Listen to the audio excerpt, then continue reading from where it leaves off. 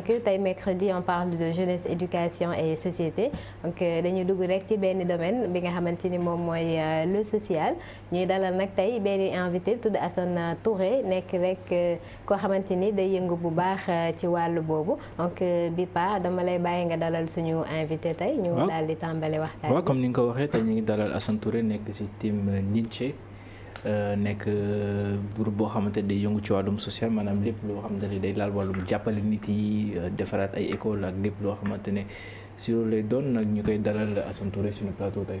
salaamaaleykum bonjour na ngeen def ñu ngi leen di remercier bu baax ci occasion bi ngeen ñu may ñëw exprimer wu. di leen jaajëfal ci loolu. waaw dañuy faral di gis seeni réalisation si xarala yu bees yi. rawatina Twitter ngeen ràññeeku ci bu baax a baax yéen depuis kañ ngeen tàmbali yëngu ci wàllum social fii nii ci Sénégal.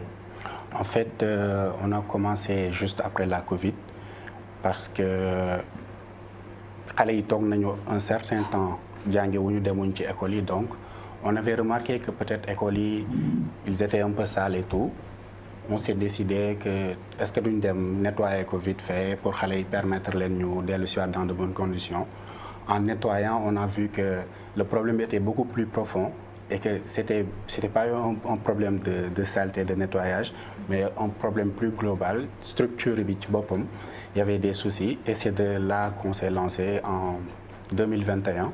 En 2021, donc le premier chantier bu ñu mën a wax bu am ampleur, c'était au lycée de Yoff. C'était au lycée de Yoff en septembre 2021. Mais boobu c'était sur sollicitation de l'inspecteur régional, l'inspecteur d'académie, parce que il y avait des examens du BFM qui devaient se passer une semaine après et sur les toits il y avait plus de toits, donc les élèves étaient tête en l'air. Donc là c'était une situation catastrophique. On a fait un truc en une semaine, ñu essayé de rénover classe yëpp defaat ci toit, defaat ci électricité et tout. Et heureusement qu'on l'a fait parce que premier jour du BFM il y a eu la pluie. Donc sans ça le centre serait. gars si taw bi la ñuy composé. mais léegi kon la ma bëggoon xam mooy yéen seen action yi nga xamante ne yéen la koy faral di amal nan lay demee ba xam yéen ay xool seen entourage ba xam am na lieu boo xamante ne jar na ñu defar ko wala bokk sollicitation ngeen di am comme ni nga ko waxee sànq ak inspection. nekk Yoff, c'est ça. Okay. Donc pour le premier chantier c'était à Grand Dakar puis mouvement bi soso on peut dire donc c'était les écoles environnantes de Visu mais depuis c'est des sollicitations sur sollicitation. Là il y a une liste d'une vingtaine de sollicitations yu ñuy essayer de xool par priorité et aussi par répartition géographique parce qu'on veut pas juste se limiter à Dakar, on veut pas juste se limiter dans la capitale. dañuy génn un peu partout dans le pays donc on a une liste il y a une grande liste quand même qui est de sollicitation donc maintenant c'est plus par sollicitation des professeurs de l'administration ou même de l'inspection parfois. léegi est-ce que da ngeen di maanaam da ngeen am seen biir des personnes yoo xamante ni elles sont habilitées à faire certains travaux wala nan ngeen di constituer wu pour mën a réaliser wala da ngeen di recruter ay nit nan lay demee en fait. Voilà en fait heureusement que je fais bien les choses dans le groupe de volontaires il y a un chef caloreur boo xam ne moom loolu c'est sa profession qui a rejoint l'équipe parce qu'il voyait qu'on en avait besoin. C'est comme vous l'avez dit sur les réseaux sociaux, on dit qu'on a besoin de faire le carrelage. Donc il y a les gens qui vont venir rejoindre la team. On a un chef peintre et on a un chef maçon ainsi de suite. Et chaque chef, il a son équipe. Dañuy ñëw tey ne peinture chef peintre bi, il prend une équipe. Il va avec eux faire la peinture, le chef maçon dem atelier maçonnerie ainsi de suite. C'est comme ça que ça a été réparti. Au fil du temps dañuy organisation bi day gën di affiné wu mais alhamdoulilah on a des spécialistes pour certaines choses nag on n'en a pas malheureusement pas encore yooyu noonu dañuy fay benn nit bu jógee à l'extérieur mu ñëw mu def ko en général sax fay bi c'est juste le matériel parce que quand il voit le motif la main d'œuvre généralement ils demandent pas ça, ils demandent juste le matériel pour tout. léegi yéen li ngeen di def nii ça demande de l'argent léegi man li ma bëggoon laaj mooy koppar yi fa ngeen koy jëlee. Énormément d'argent, mais au début c'était sur une base de crowdfunding, participation sociale. Donc on lançait des cagnottes sur Twitter, sur Nagam, à travers le mobile banking. Les gens participaient, on demandait 100 francs par personne. On demande à chacun ku nekk na joxe ñaar fukk. Quand on est 1000, ça commence à faire quelque chose. Quand on est 10 000, quand on est 15 000, ça fait quelque chose. Donc c'est là où on a commencé, c'est avec ce système la ñu def disons plus de 70% de nos écoles.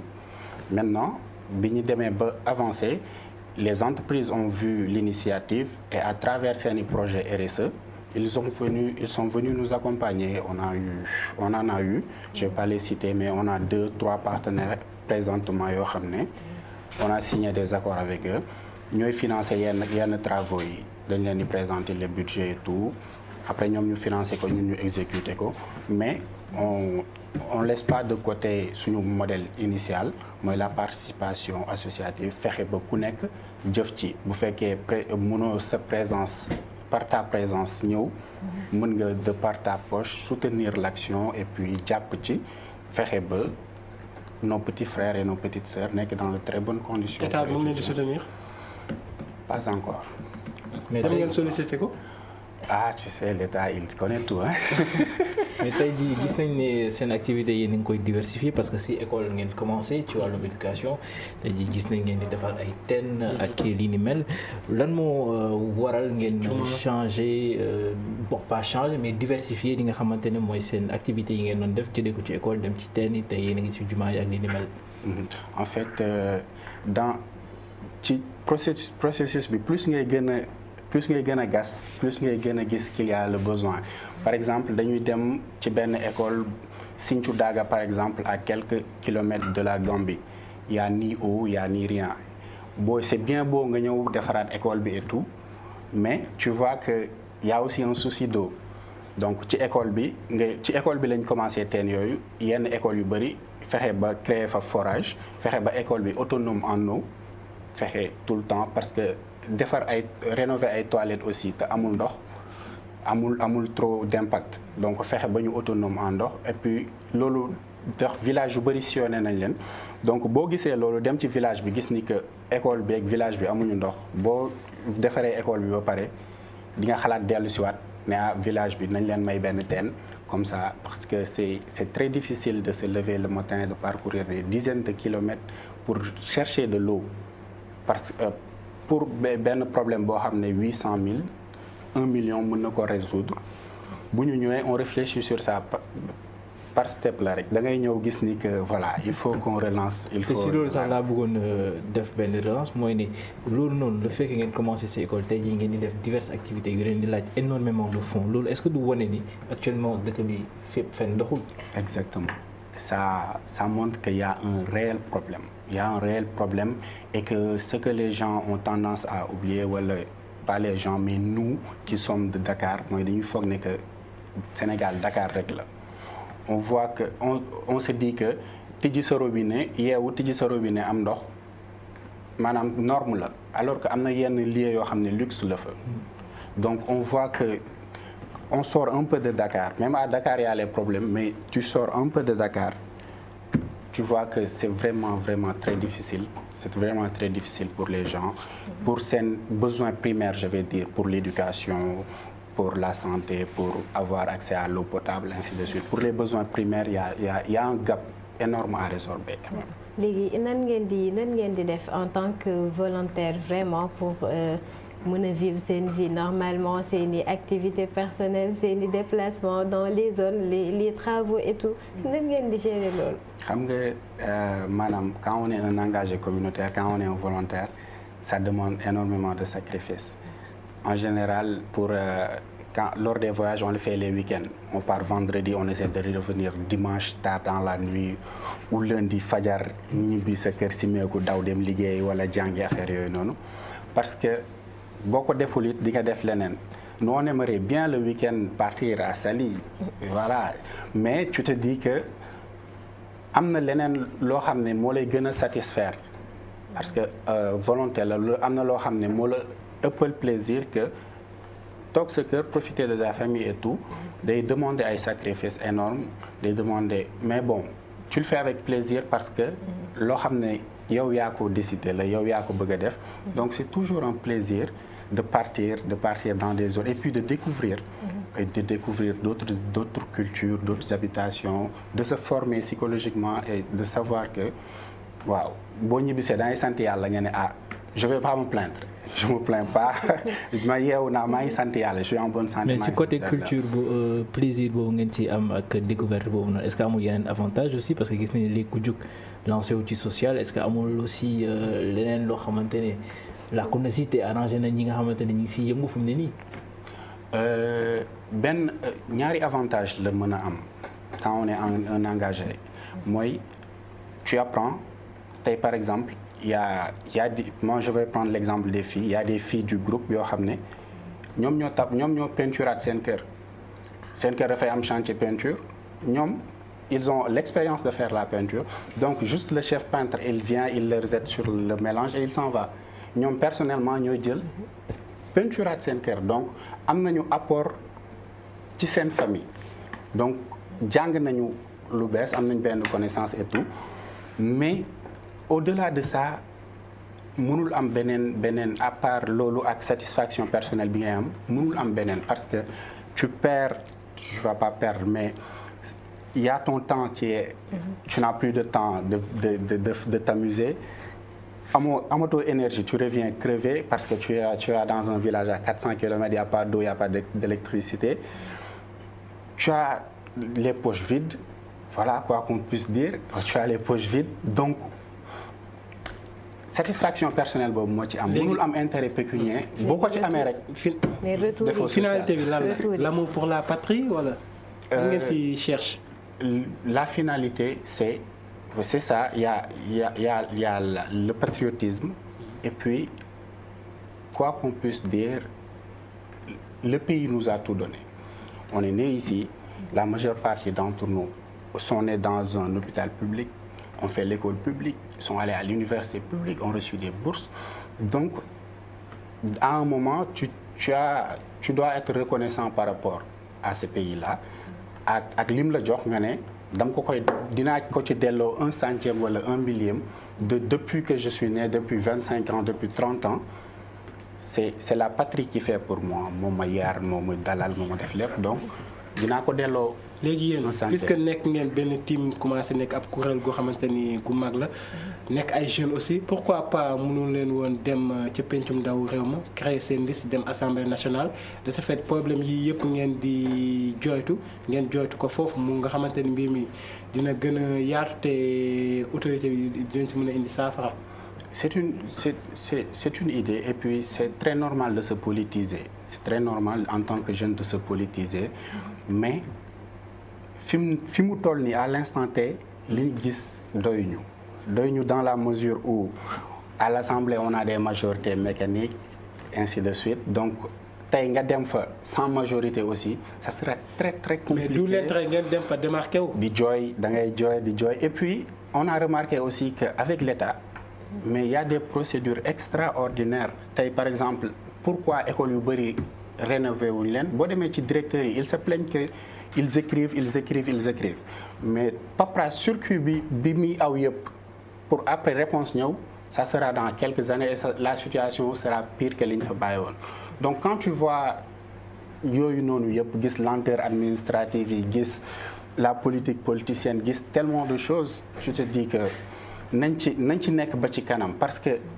tey quoi qu'on puisse dire ñiy jiite opposition pouvoir fu mu mënti doon ñi nekk ci kanam ñooñu dàq jàng voyagé nañ fépp ñooñu ëpp xam-xam donc ñun lu ñu xalaat rek ñoom xalaat nañ ko xam nañ ne mën na nekk defuñu ko. ils ont d'autres priorités. léegi ban retour ngeen di am ci population yi nga xamante ni ñoom ñooy bénéficier wu ci seeni action que mu nekk côté école yi que mu nekk population yi yan retour ngeen di am si ñoom. des retours extraordinaires des retours qui font pleurer parfois parfois nga dem ci benn milieu nga def benn action boo xam ne jàpp nga ni action bu ndaw la nga def fa teen par exemple mais magu dëkk bi toog retour boobu noonu ñaan yooyu noonu parfois on a les larmes aux yeux. parfois nga ci anecdote bu leen marqué benn chantier.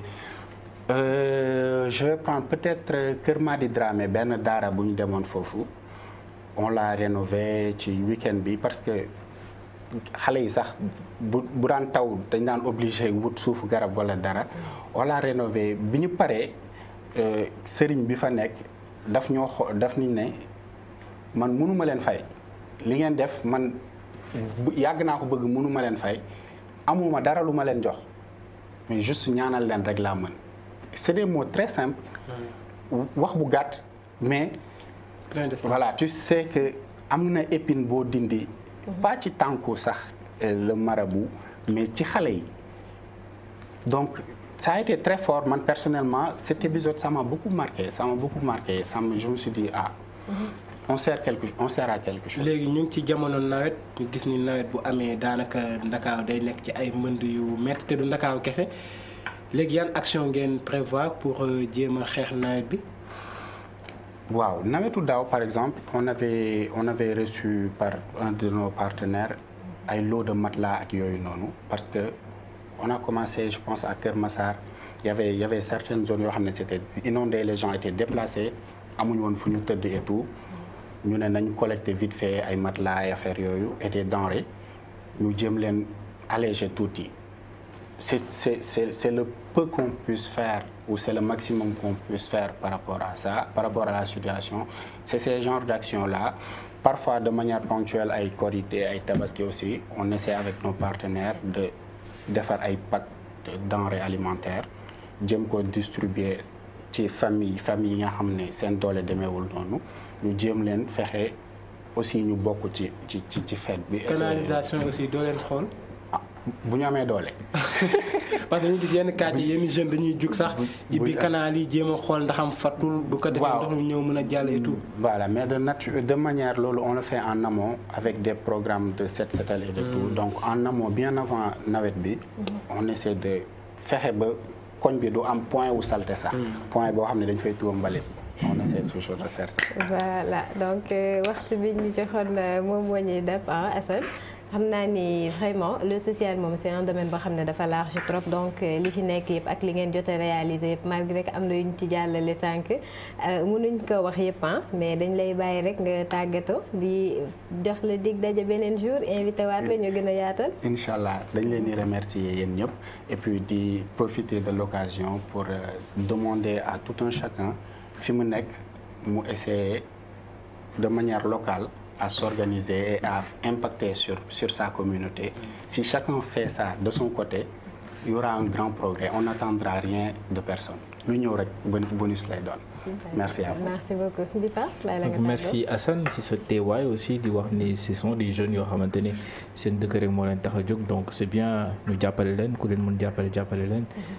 C'est ce que j'avais à lancer parce que souvent damay gis seen réalisation Twitter depuis quelque temps et c'est quelque chose boo xamante ni c'est à encourager mais bon quant à nous ñu ngi leen di jox rendez-vous suba ci seen beneen émission incha allah fii si Sunu Label. merci Bipa Aliou. waaw di remercier Assane ci teewaayam mais aussi di leen encourager ci li nga xamante ni moom la ñuy défendre parce que pour man daa gënul rëy nit nga jóg ni da ngay jàppale sa dëkk ci action yi nga xamante ni ñoom ñu ngi koy def. kon ñu leen ci encouragé di leen ñaanal yàlla rek gën leen may ñuy wëyal li nga xamante ni liggéey bii la ñuy def kon mbokk ñu jox dig daje ëllëg bu soobee suñu borom avec comme d'habitude la même équipe. merci Aliou merci Bipa merci Assane Touré ci participation bi disponibilité bi di leen encourager aussi parce que li ngeen di def c'est pas évident et comme ni nga ko waxee ku ci nekk fi nga dëkkee rek boo jàppee mën nga jàpp ni lu tuuti la mais mën na servir ñu bëri aussi médias internationaux yi gis naa ñu ngi commencé intéressé wu ak ci yéen peut-être chemin la pour quand même gën a woon ñeneen ñi ñu gën cee jàpp.